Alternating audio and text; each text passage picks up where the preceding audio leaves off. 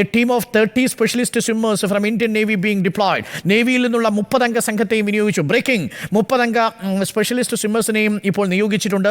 2 ഹെലികോപ്റ്ററുകൾ, എയർഫോഴ്സിൻ്റെ 2 ഹെലികോപ്റ്ററുകൾ അവിടെ നിന്നും പുറപ്പെട്ടു. പക്ഷേ അവർക്ക് ലാൻഡ് ചെയ്യാൻ സാധിച്ചിരുന്നില്ല. ഇന്ത്യൻ ആർമിയുടെ മെഡിക്കൽ ടീം അടക്കമുള്ള ഇന്ത്യൻ ആർമിയുടെ സംഘമാണ് സംഭവ സ്ഥലത്തേക്ക് തിരിച്ചിരിക്കുന്നത്. വളരെ പ്രധാനപ്പെട്ട വിവരം, ഇന്ത്യൻ ആർമിയുടെ 200 അംഗ സംഘം DSC കണ്ണൂരിൽ നിന്നും പുറപ്പെട്ടിരിക്കുന്നു. ഒപ്പം 122 TA ബറ്റാലിയൻ സംഘം അനിൽകുമാർ നായിക്കും കേണൽ വിശ്വനാഥനും നേതൃത്വം നൽകുന്ന സംഘവും ഇപ്പോൾ സംഭവസ്ഥലത്തുണ്ട്. 30 അംഗ സ്പെഷ്യലിസ്റ്റ് സ്വിമ്മേഴ്സിനടക്കമുള്ള ഇന്ത്യൻ നേവിയുടെ സംഘവും ഇപ്പോൾ സംഭവസ്ഥലത്തേക്ക് തിരിച്ചിട്ടുണ്ട്. ഏറ്റവും ഒടുവിൽ ലഭിക്കുന്ന വിവരമാണ്, ഏറ്റവും ആശ്വസിക്കാവുന്ന വിവരം, 100-ലധികം പേരെ ചൂരൽമലയിൽ നിന്ന് രക്ഷപ്പെടുത്തിയിരിക്കുന്നു എന്ന വിവരമാണ്. വെള്ളരിമലയിൽ നിന്നും നിരവധി പേരെ രക്ഷാസംഘത്തിന് രക്ഷപ്പെടുത്താൻ സാധിച്ചു. അതേസമയം വെള്ളാർമലയിൽ നിന്ന് രക്ഷപ്പെടുത്താൻ സാധിച്ചു. 58 പേരുടെ മരണം ആണ് നമ്മളെ നടുക്കുന്നത്. ഇതിനകം തന്നെ 58 പേർ. ഇത് മുണ്ടക്കയിൽ കുടുങ്ങിക്കിടക്കുന്നവരുടെ കണക്കുകൾ ഇനിയും നമുക്ക് കൃത്യമായും വ്യക്തമല്ല. അവിടെ ഇപ്പോൾ രക്ഷാസംഘം എത്തുന്നതേ ഉള്ളൂ. റിപ്പോർട്ടിൻ്റെ വാർത്താ സംഘം അവിടെ എത്തുന്നു. പക്ഷേ നമ്മുടെ ഡ്രോൺ വിഷ്വൽസിൽ പ്രേക്ഷകർക്ക് കാണാം ആ ദുരന്തത്തിൻ്റെ വ്യാപ്തി എത്രയാണ് എന്നത്. റിപ്പോർട്ടറിൻ്റെ സ്ക്രീനിൽ പ്രേക്ഷകർ നോക്കിയാൽ പ്രേക്ഷകർക്ക് മനസ്സിലാവും. ഒരു ഇരുവിഴിഞ്ഞപ്പുഴയുടെ ഉദ്ഭവസ്ഥാനം എങ്ങനെയാണ് ഇത്രമേൽ ദുരന്തവും ഭീതിയും വിതച്ചൊരു പ്രദേശമായി തീർന്നത് എന്നത് നമ്മളെ അത്ഭുതപ്പെടുത്തുന്നുണ്ട്, നമ്മളെ ആശങ്കപ്പെടുത്തുന്നുണ്ട്, അസ്വസ്ഥപ്പെടുത്തുകയും ചെയ്യുന്നുണ്ട്.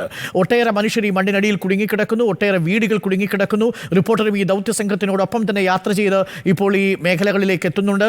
6-7 സ്പോട്ടുകൾ ഇതിനകം തന്നെ റിപ്പോർട്ടർ TV ദൗത്യസംഘത്തിന് കൈമാറി കഴിഞ്ഞു. ആ സ്ഥലങ്ങളിലെല്ലാം തന്നെ ആളുകൾ ഉണ്ട്. ഇപ്പോൾ ഫാസിൽ വിളിക്കുന്നുണ്ട് കോഴിക്കോട് നിന്നും. ഫാസിൽ, വളരെ പെട്ടെന്ന് പറയൂ, എന്താണ്? നമ്മൾ അവിടെ റിസോർട്ട് പ്രോപ്പർട്ടി ഉണ്ട്, ഏലാസ്റ്റേഴ്സ് എന്ന് പറഞ്ഞിട്ട്.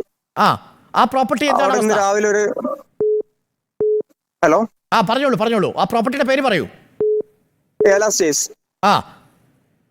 അവിടെ ഒരു കുറച്ച് ഫാമിലീസ് അവിടെ കൂടിയും കിടക്കുന്നുണ്ടെന്ന് വിളിച്ച് പറഞ്ഞിരുന്നു രാവിലെ. അത് ഈ ട്രീ വാലി റിസോർട്ടിന്റെ മുകളിലാണോ താഴെയാണോ? അല്ല, ട്രീ വാലി മീൻസ് രണ്ട് ഏരിയയിലാണ്. രണ്ടും 2 ഏരിയയിലാണ്. അതായത് അത് വെള്ളാർമല ഭാഗത്തോ അതോ ചൂരൽമല ഭാഗത്തോ ആണോ അതോ മുണ്ടക്കയിൽ തന്നെയാണോ? മുണ്ടക്കയിൽ തന്നെയാണ്. രണ്ട് മലയുടെ മുകളിലാണ് ഉള്ളത്. അവിടെ സുരക്ഷിതമാണോ ആ സ്ഥലം? അതെ, സുരക്ഷിതമാണ്. അവർ സേഫ് ആണെന്നാണ് പറഞ്ഞത്. പക്ഷെ ഇതിപ്പം വിളിച്ചിട്ട് കിട്ടുന്നില്ല. ഓക്കെ, അവിടെ മറ്റ് ഇതിന് ശേഷം മണ്ണിടിച്ചിലൊന്നും ഉണ്ടായിട്ടില്ല. തീർച്ചയായിട്ടും അവിടെ രക്ഷാപ്രവർത്തനത്തിനും മാത്രമല്ല അവിടെ ടവറുകൾ 30ഓളം ടവറുകളിൽ ഇപ്പോൾ പവർ ഇല്ല എന്നറിയിച്ചിട്ടുണ്ട്. അതുകൊണ്ടായിരിക്കും കേട്ടോ. പരിഭ്രമിക്കേണ്ട, അവിടെ ചില സിഗ്നലുകൾ കിട്ടുന്നില്ല, ചില ടവറുകൾ വീക്ക് ആയിട്ടുണ്ട്. പരിഭ്രമിക്കേണ്ട, ദൗത്യസംഘം അങ്ങോട്ടെത്തും. ഒരിക്കൽ കൂടി ആ റിസോർട്ടിന്റെ പേരൊന്ന് പറയൂ.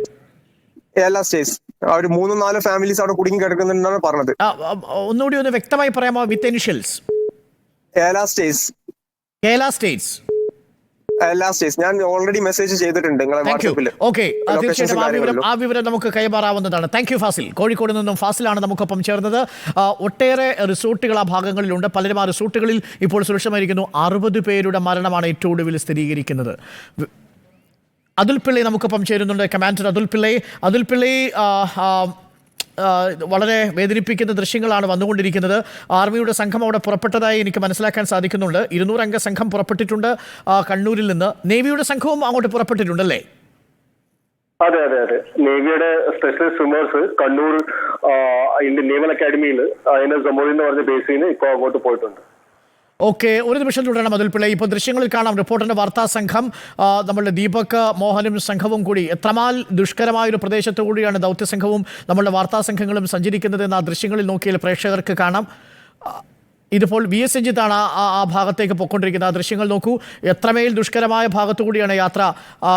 ഇതാണ് അവിടെ എത്താൻ വൈകുന്നതിൻ്റെ കാരണം. ദൗത്യസംഘം കടന്നുപോയ വഴികളെല്ലാം ഇതേപോലെയുള്ള ഭാഗങ്ങളാണ്. അത്യന്തം അപകടകരമായ ഭാഗമാണ്. ഇത് വെള്ളാർമലയിലേക്ക് എത്തുന്ന ഭാഗമാണ്. ഇതേപോലെയുള്ള ഭാഗമാണ് നേരത്തെ നമ്മൾ കണ്ട ദൃശ്യങ്ങളും. അത്യന്തം അപകടകരമായ, കാലൊന്നു വെച്ചാൽ പുതഞ്ഞു പോകുന്ന ചെളിയും മണ്ണും ഒക്കെ കൂടിക്കിടക്കുന്ന, തടിക്കഷ്ണങ്ങളും ഒക്കെ കൂടിക്കിടക്കുന്ന ഭാഗമാണ്. അവിടേക്കാണ് നമ്മുടെ വാർത്താ സംഘം അടക്കം പലയിടങ്ങളിലേക്കും അവിടെ ദൃശ്യങ്ങൾ പകർത്താനും കുടുങ്ങിക്കിടക്കുന്നവരുടെ വിവരങ്ങൾ പുറം ലോകത്തെത്തിക്കാനുമായി നമ്മളുടെ വാർത്താ സംഘം കൂടി പോകുന്നുണ്ട്. 6-7 സ്പോട്ടുകൾ ഇതിനകം തന്നെ റിപ്പോർട്ടർ തിരിച്ചറിഞ്ഞു. ആ 7 സ്പോട്ടുകളുടെയും സമഗ്ര വിവരങ്ങൾ നമ്മളുടെ ദീപക് മോഹനിലൂടെ ദൗത്യസംഘത്തിന് കൈമാറിയിട്ടുണ്ട്.